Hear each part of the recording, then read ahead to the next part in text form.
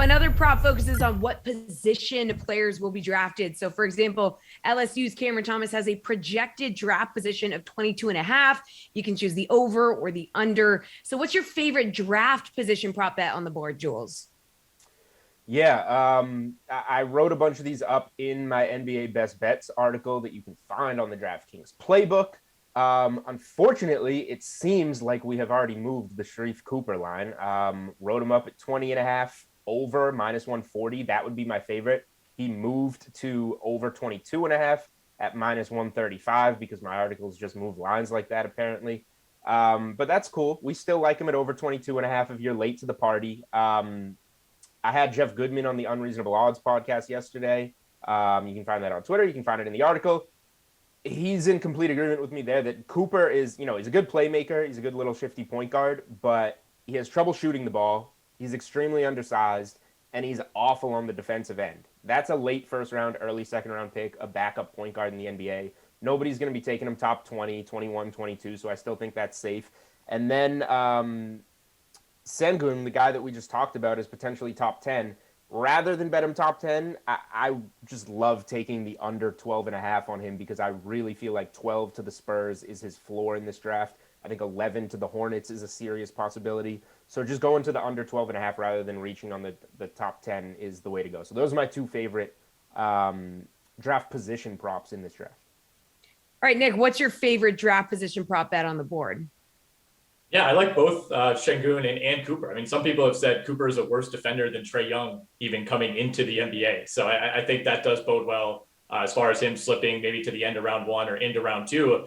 I mean, you mentioned Cam Thomas in the intro. I think Cam Thomas under 22.5 at -125 is interesting. I think what he brings as a scorer, especially for those teams picking like 15 and beyond, where you're looking for maybe an instant impact type of guy off the bench. I think that makes a lot of sense. Jalen Johnson over 14.5. That's at -145. So not a ton of value there, but as much as some people like Jalen Johnson, I think he's very projectable in terms of what he brings physically.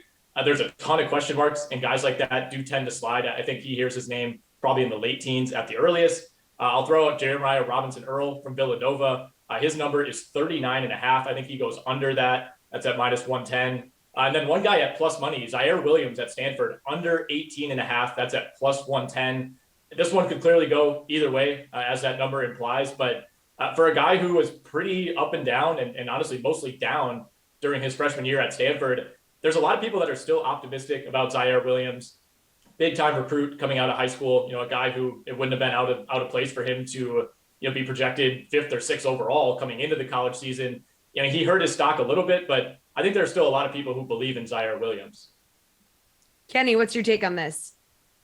So I actually really like a couple here. Moses Moody under 11.5 for the reasons we talked about in the top 10 bet. I mean, I think that you get better money or better value with the +155, but you do get the extra cushion of the 11th pick when you take his under. I like Jonathan Kuminga over 6.5. It's -130 right now, and just for a couple reasons. I mean, everyone you talk to who hears things anyway would tell you that nobody in the top 6 is really in love with Jonathan Kuminga. He's got a lot of risks associated with him. It's going to be a long-term project. And there's also the possibility that the Thunder trade this pick. They've been talking about trading up. And if the Thunder do trade up, I don't know if he is really locked to go in the top 6. I think that that's sort of the consensus, is that he will go number 6.